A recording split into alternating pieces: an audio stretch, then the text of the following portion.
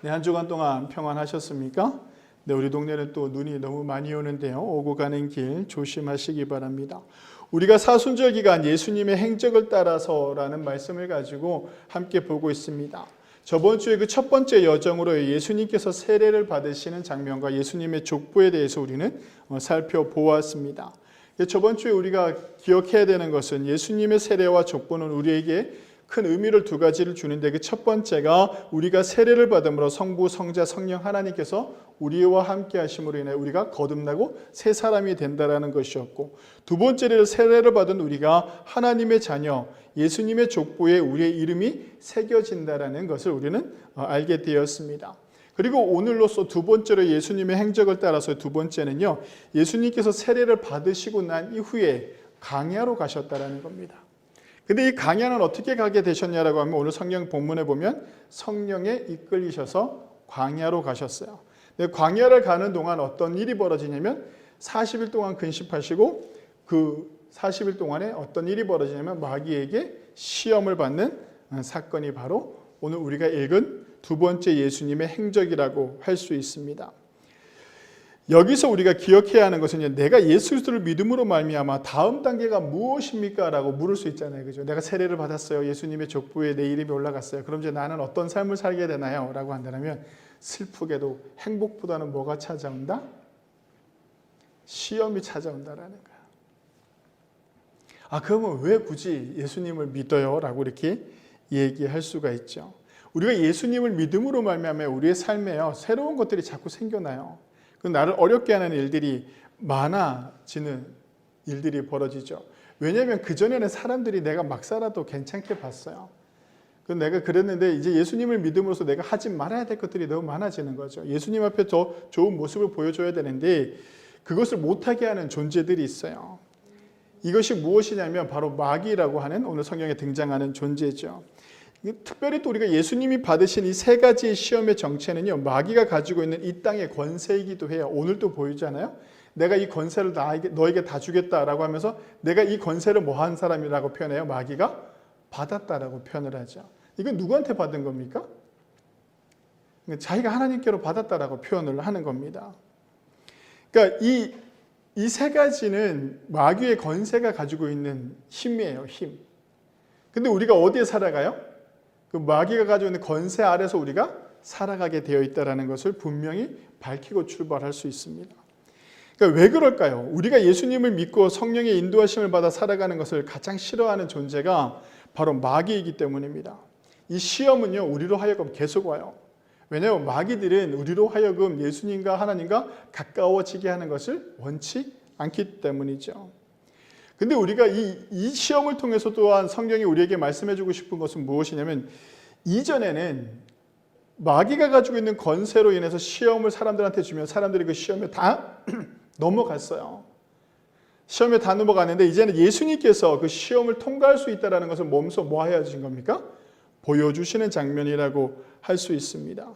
예수님이 통과하신 마귀의 시험은 우리 인간이 가지고 있는 가장 원초적이고 근본적인 욕망을 자극하는 시험으로, 예수님이 오기 전에는 그 누구도 그 시험을 통과할 수 없었지만 이제 예수님께서 직접 그 해법을 보여주시는 장면이라고 할 수 있습니다. 그러니까 우리도 마귀의 시험을 통과할 수 있다는 겁니다. 그 확신을요, 예수님께서 우리에게 보여주시는 거죠. 우리가 예수님의 행적을 따라 두 번째로 가야 될 것은 무엇이냐면 세상의 유혹과 세상의 시험에서 우리는 승리할 수 있다는 것을 예수님께서 보여주는 겁니다. 여러분들이 좀 궁금할 수 있을 수 있는데요, 짧게 얘기하고 넘어가자면 마귀가 어디에서 왔느냐라는 겁니다. 요즘 성경엔 다 마귀라고 사용하지만 예전에 사탄, 마귀 이렇게 표현을 하기도 합니다. 그리고 우리가 이야기하는 성경에 나오는 귀신 들린 자라고 표현되는 귀신도 마귀에 속하는 겁니다. 그러니까 우리가 생각하는 귀신하고 그러니까 신약 성경에 나오는 귀신하고 좀 구별할 수 있어야 돼요. 우리는 사람이 죽으면 뭐가 된다고 표현해요? 귀신이 돼서 구천을 떠돈다라고 표현하잖아요. 근데 신약 성경에서 말하는 귀신 들린 자 할 때 귀신은요, 그런 사람이 죽어서 귀신이 된 걸 이야기하는 게 아니에요. 마귀의 무리들을 이야기하는 거예요. 꼭 이해하시기 바랍니다. 이게 마귀는 어디에서 왔느냐라고 한다면 마귀조차도 뭐다? 하나님께서 창조하신 창조물이라고 할 수 있죠. 유다서 1장에 보면 또 자기 지위를 지키지 아니하고 자기 초소를 떠난 천사들을 큰 날의 심판까지 영원한 결박으로 흑암에 가두셨으며 라고 이렇게 표현을 하고 있죠. 베드로후서에서 2장에서도요. 하나님 앞에 범죄한 천사들이라고 이렇게 표현을 하고 있습니다. 그러니까 이 천사가 범죄해서 어떻게 된 겁니까? 마귀가 되었다라는 것을 성경에서 어느 정도 말씀을 해주고 있죠. 그럼 마귀의 본성과 마귀가 하는 일이 무엇인가 우리가 좀 알아야 됩니다. 마귀는요, 하나님의 원수라고 마태복음 13장 39절에 잘 말씀해주고 있습니다. 하나님의 사람들을 대적하는 존재라고 표현을 합니다. 마귀는요, 처음부터 범죄자였다고 요한 1서 3장에 이야기하고 있죠. 그리고 마귀는요, 하늘로부터 번개같이 떨어져서 추방된 존재라고 누가복음 10장에서도 얘기합니다. 계시록 12장에서는 하늘에서 땅으로 내쫓겨진 자, 하나님의 권세 아래서 내쫓겨진 자라고 이렇게 표현하기도 합니다. 그리고 창세기에서 마귀는 뭘로 표현하고 있습니까? 뱀으로도 표현하고 있죠. 마귀는요, 죽음의 세력을 잡은 자라고 히브리서 12장에 말씀하고 있고요. 또 살인자여 거짓말쟁이여 거지의 아비요라고 요한복음에 이렇게 이야기를 해주고 있습니다. 그리고 이제 마귀가 가장 많이 하는 일이 무엇이냐면 누가복음 8장 12절에도 나와 있지만 마귀는 사람들이 예수님을 믿고 구원받지 못하게 하는 일을 하는 존재라는 겁니다. 그 계시록 2장 10절에 보면요, 마귀의 가장 핵심적인 이 두 가지를 표현할 때 계시록 2장 10절인데요. 그리스도인들을 박해하는 존재로 등장하는 것이 무엇이다? 마귀인 겁니다. 그러니까 마귀의 본성과 마귀의 하는 일은 마귀의 본성은 뭐예요? 하나님을 섬겨야 될 마귀가 어떻게 했습니까? 하나님을 섬기지 않고 타락했다라는 겁니다. 자기도 하나님과 같아질 것이다라는, 하나님 없이 살 수 있다라는 그런 교만함을 가지고 있어서 하나님으로부터 버려진 존재. 그것이 무엇이다? 마귀라고 할 수 있어요. 그럼 이 마귀의 본성은 무엇이냐면 사람들이 예수님을 믿고 구원할 수 없게끔 하는 거죠. 그리고 그리스도인들을 어떻게 합니까? 박해하는 거예요. 왜? 자꾸 예수님으로부터, 하나님으로부터 멀어지게끔 하려고요. 우리가 예수님을 믿고 세례를 받으면 제일 싫어하는 존재가 마귀입니다. 그리스도인들을 박해하는 존재라고도 표현을 성경은 하고 있죠. 마귀는요, 어떻게 해서든지 사람들이 예수를 믿지 못하게 하는 존재라고 할 수 있습니다. 그래서 마귀들이요, 옛날에는 막 전쟁도 일으키고 막 어려운 일들을 많이 줬어요. 그 다음에 질병도 주고 해서 사람들이 질병으로 인해서 막 죽어가기 시작했죠. 패스트가 유행할 때, 옛날에 16세기, 17세기 패스트가 유행할 때 어디에서 가장 많이 죽은 줄 아세요? 교회였어요, 교회.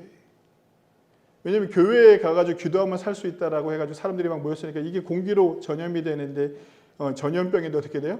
교회 안에 있던 사람들은 다 죽을 수밖에 없었죠. 그런 식으로 많은 환란을 줬어요. 그런데도 불구하고 교회가, 기독교가 우리가 쪼그라들었나요? 더 많이 확장되어졌잖아요. 더 많은 전 세계적으로 이 복음이 전파되기 시작했어요. 그래서 이 재미있는 이야기가 있는데요. 마귀들이 다 같이 모여서 전 세계에 흩어져 있던 마귀들이 다 같이 모여가지고 회의를 했어요.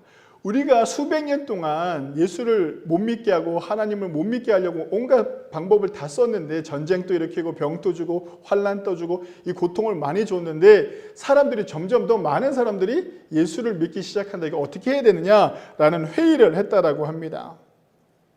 그 회의를 하다가 그 대빵 마귀가 마귀들한테 이렇게 얘기했답니다. 이제 환난을 주고 역경을 주고 고통을 주고 전쟁을 주는 일들을 멈춰라라고 얘기해요. 그럼 어떻게 하면 저 사람들이 하나님으로부터 멀어지게 합니까? 라고 했더니 그럼 이제 어떻게 해야 되냐면 첫 번째로 열심히 교회를 다닐 수 있는 환경을 만들어 주라는 겁니다. 사람들에게. 돈을 아주 잘 벌고 하고 싶은 것을 할 수 있는 삶의 환경을 만들어 주라고 이야기합니다. 그리고 두 번째로 교회 봉사도 열심히 하고 명예도 주고 성공도 주고 그래서 교회에서 11조도 잘하고 봉사도 잘하고 남들이 봤을 때 아주 훌륭한 그리스도인들로 만들라라고 이렇게 이야기를 했답니다. 그래서 마귀들이 이제 우리도 다 포기하는 건가? 너무 쉽지 않나? 이 사람들을 뭐 좋게만 해주면 된다라고 하니까 모든 걸 다 포기하는 것입니까? 이렇게 물었답니다. 근데 그 대빵마귀가, 대장마귀가 하는 말이 뭐냐면 이 사람들한테 물질도 주고 삶의 평안도 주고 위로도 주고 정말 편안하게 살아갈 수 있는 삶들을 다 허락해라고 얘기합니다. 그래서 딱 한 가지만 못하게 하라는데 그 첫 번째가 무엇이냐면 하나님 없이도 내가 살 수 있다라는 생각을 들게끔 하라는 거예요. 물질이 많아서 하나님이 없어도 된다. 내가 건강해서 하나님이 없어도 된다. 이런 마음이 들게끔 하라는 거죠. 그러면서 성령을 잊어버리게 하라. 나에게 성령의 능력이 너무 필요합니다. 나에게 성령의 열매가 필요합니다. 이런 것조차도 기억하지 못하게끔 하라라는 겁니다.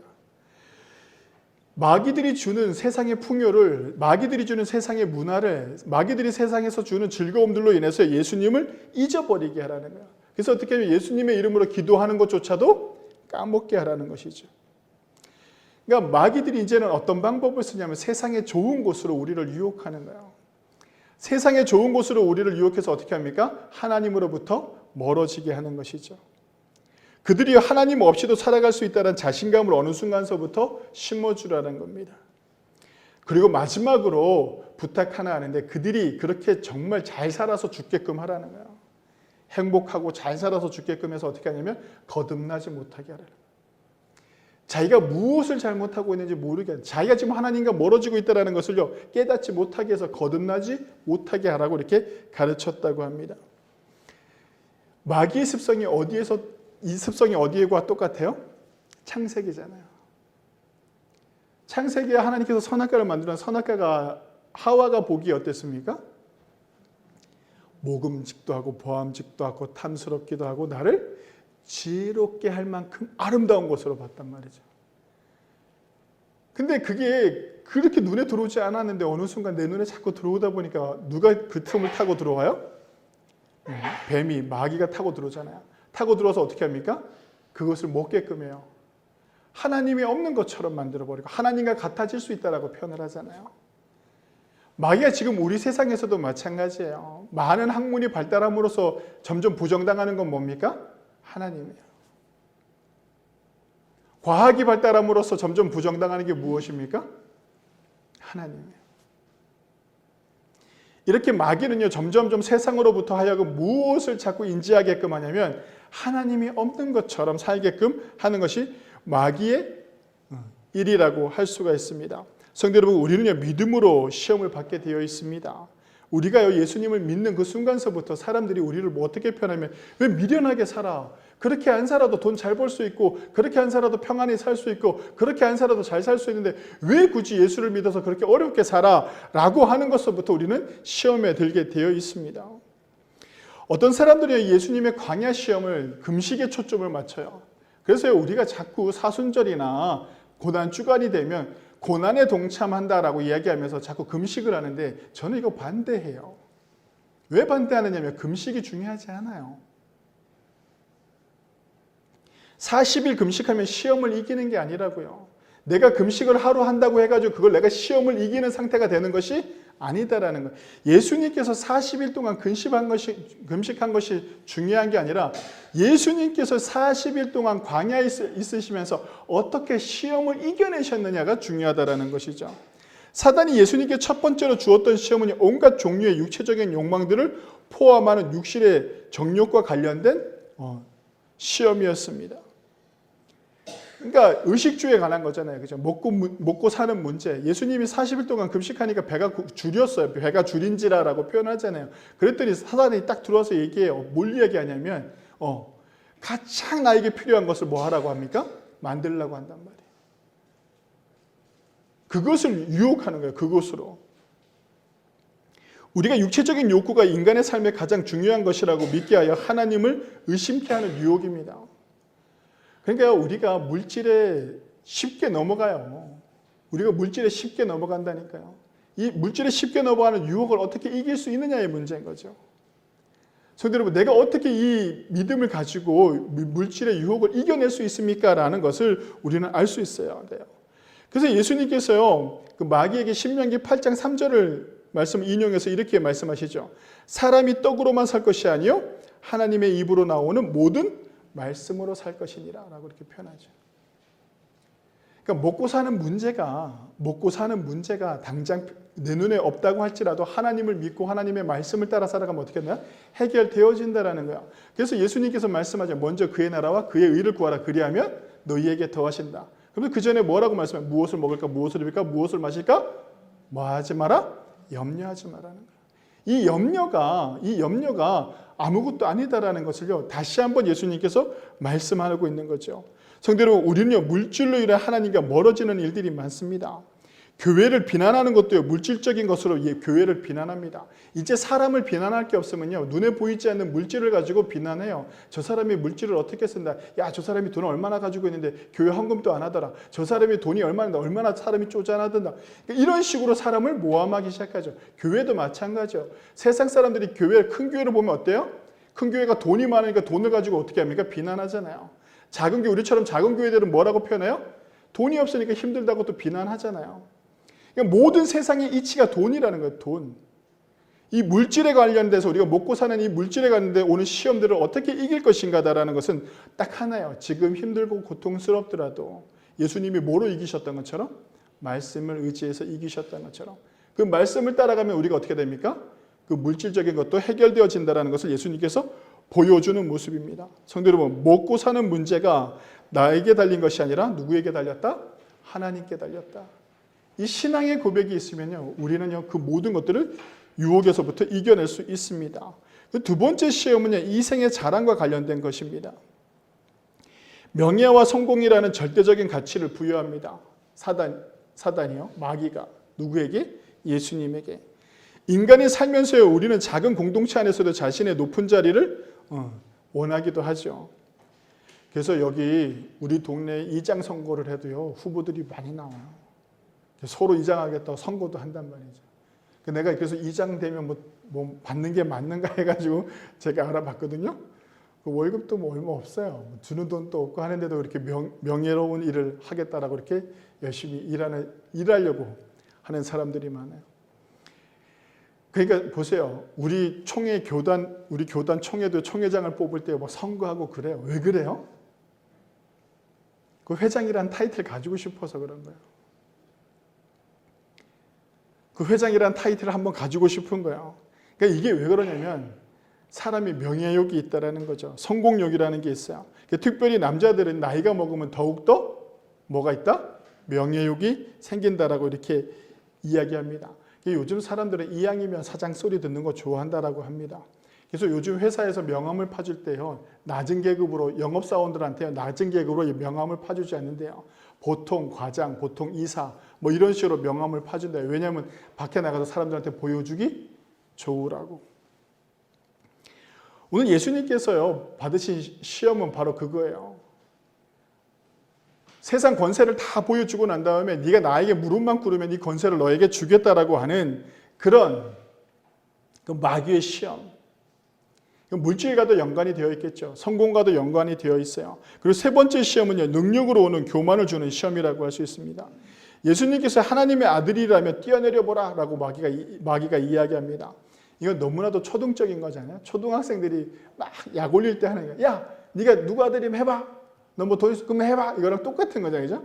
그러니까 마귀가 뭘 이냐면 예수님의 가장 큰 자존심을 건드리는 거예요. 어떻게 건드리냐면 네가 하나님의 아들이면 이 성전 꼭대기에서 뛰어내려봐. 그러면 너의 능력으로도 설 수 있겠지만 하나님이 너가 하나님의 아들이라면 천사들이 와서 너를 딱 받들어 가지고 잘 내려놓지 않겠느냐. 한번 보여줘봐. 이렇게 얘기한단 말이야. 그러면 여러분들이라면 어떻게 하겠습니까? 당신들한테 그런 능력이 있다면 슈퍼맨과 같은 날 수 있는 능력이 있다면 우리는 영화로 표현하면 어떻게 합니까? 뭐 드라마나 영화였으면 그렇게 마귀가 시험하면 그래 하고 선뜻 보여주겠죠. 그죠? 봤냐? 라고 내가 하나님의 아들인 거지 알겠냐? 라고 하겠죠. 근데 예수님께서 보여주지 않아요. 그 주너의 하나님을 시험하지 말라고 얘기하죠. 왜 보여주지 않으셨을까요? 보여줘도 되는데 마귀한테. 내가 너보다 힘이 더 세. 내가 너보다 더 많은 권세를 가지고 있어. 내가 너보다 더 많은 걸 할 수 있어 라는 것을요 마지막 시험에 보여줄 수 있어요. 자기 능력을 최대한 보여줄 수 있었던 거죠.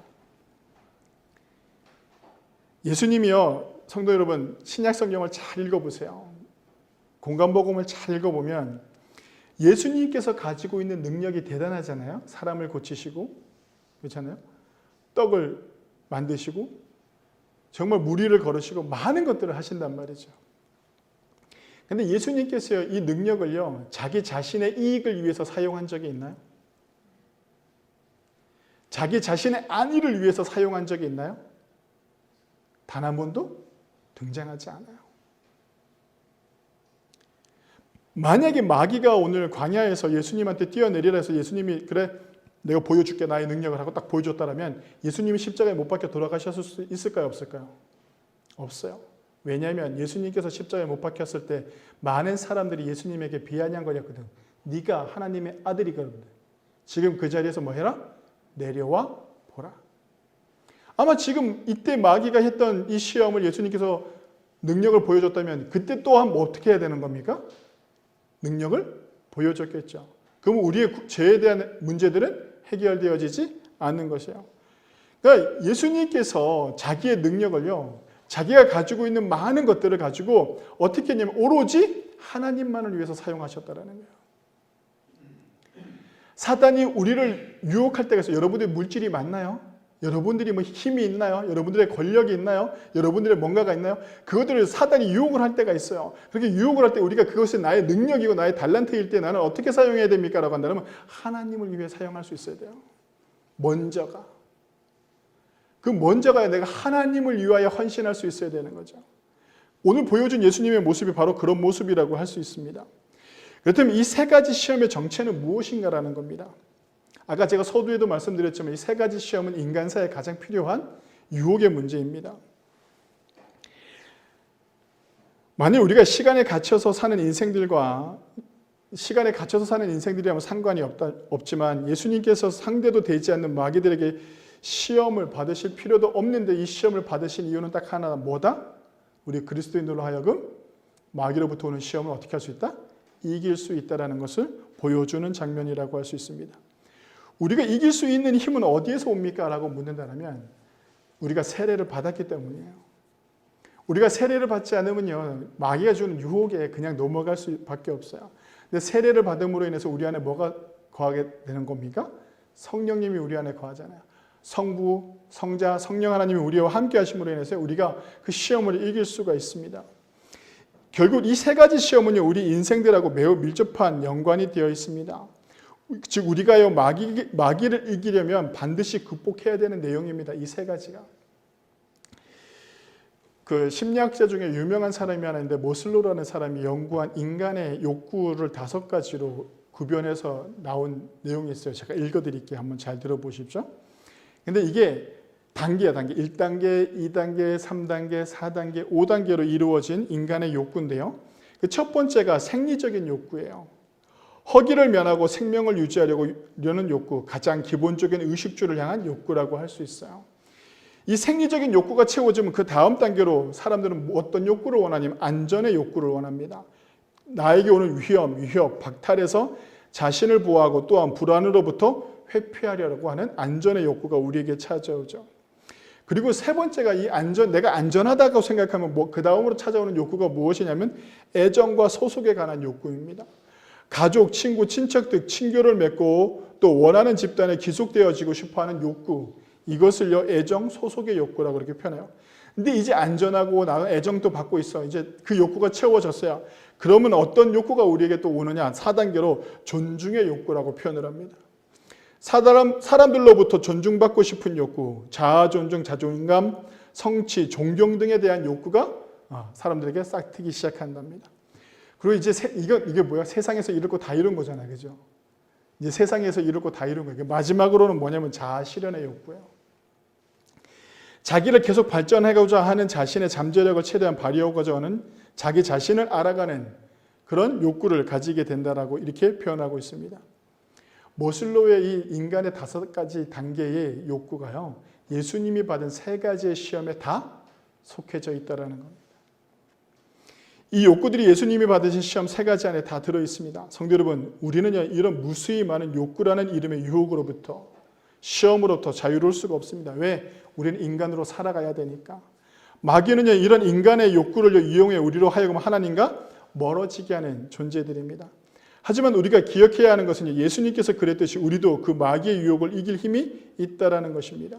다시 한번 말씀을 드리지만 예수님의 행적을 따라가는 우리가 왜 행적을 따라갑니까? 라고 한다면 세례를 받으시고 또 이 세례를 받으신 그 예수님께서 성령의 임재와 하나님과 함께하는 그 순간 우리 또한 그 놀라운 은혜를 함께 경험하고 하나님께서 우리와 함께 하심으로 말미암아 마귀가 주는 그 시험을 우리가 극복할 수 있다라는, 이겨낼 수 있다라는 것이죠.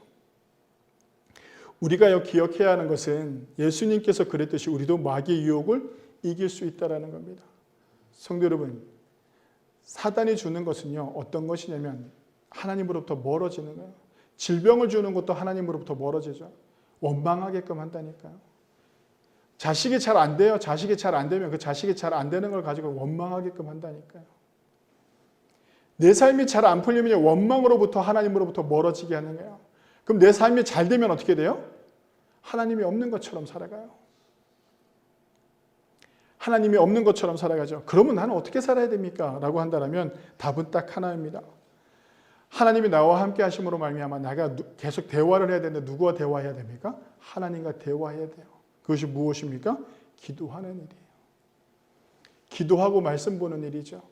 내가 기도하고 하나님께 기도하고 내가 말씀을 볼 때 하나님이 나와 더 가까이 계시게 돼요.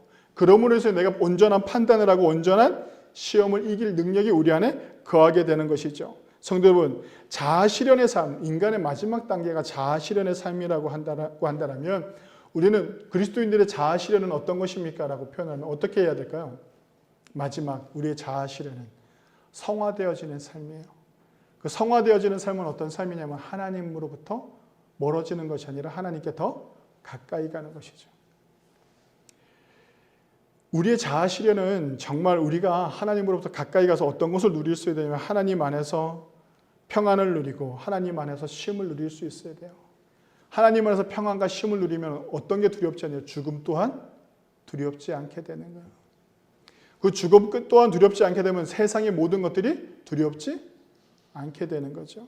성도 여러분, 우리가 예수님을 믿음으로 말미암아 세상의 많은 유혹 속에 살아가게 되어 있어요. 많은 세상의 욕구를 우리에게 요구할 때가 있다는 것이죠. 그럴 때 우리가 예수 그리스도께서 하신 것처럼 우리가 기도하고 말씀을 봄으로 말미암아 우리가 그 유혹을 이겨낼 수 있다는 것을 꼭 기억하시기 바랍니다. 성도 여러분, 우리는 믿음으로 오는 유혹과 핍박과 환난이 있을 수 있습니다. 하지만 걱정하지 마시기 바랍니다. 주님이 광야에서 이겨내신 것 같이 우리 또한 이겨낼 힘이 우리에게 있다는 것입니다. 병들어 있다면 그 병의 문제를 가지고 하나님 앞에 철저하게 기도하시기 바랍니다. 삶에 문제가 있다면 하나님 앞에 나가서 철저하게 기도하시기 바랍니다. 왜냐하면 하나님이 나와 함께 하시기 때문에 그냥 나를 내버려 두지 않으신다는 것을 꼭 믿으시기 바랍니다. 그리고 또 우리가 여기서 마지막으로 기억해야 될 것이 뭐냐면 누가복음 4장 13절인데요. 예수님께서 광야 시험을 다 마치고 난 다음에 어떻게 했냐면 슬프게도 마귀가 완전히 떠나지 않아요. 어떻게 표현합니까? 얼마 동안 떠나 있더라라고 표현해요. 우리가 한 번의 시험을 이긴다고 해서요 그것으로 끝나지 않아요. 예수님 또한 마찬가지죠. 패션 오브 크라이스트라는 영화에 보면 예수님이 이제 십자가에 못 박혀 돌아가실 때쯤은 뭐가 등장합니까? 사단이 등장해요. 옆에. 사단이 등장하는 모습이 보여요. 사단은요 끝까지 예수님을 뭐 했다라고 표현할 수 있습니까? 유혹했어요. 야, 채찍에 맞고 있을 때 너가 하나님의 아들이 아니냐? 그 능력으로 이 모든 사람들 앞에서 네가 하나님의 아들이라는 것을 보여줘라. 네 등에 그 채찍으로 상처 난 것들이 한꺼번에 다 사라지는 걸 보여줘봐라. 그럼 사람들이 다 놀라서 너에게 경배하지 않겠느냐? 막 이렇게 얘기한다면 예수님은 내가 하나님의 아들인 것을 선포하는 것이 중요하기도 했지만 그 다음으로 중요했던 것이 무엇입니까? 내가 그 사명을 감당해야 됐더라는 거. 어떤 사명? 십자가에 못 박혀야 된다는 그 사명.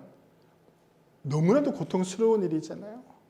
너무나도 고통스러운 일인데요. 그 능력을 거기에 사용하지 않았다니까요. 왜? 하나님의 뜻을 따르기 위해서.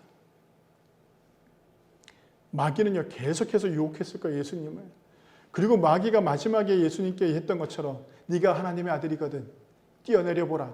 너무나도 초등학생 같은 시험 아니에요? 그죠? 말 아니겠어요? 근데 이스라엘 백성들이 그 앞에서 뭐라고 표현한다고 예수님 앞에서?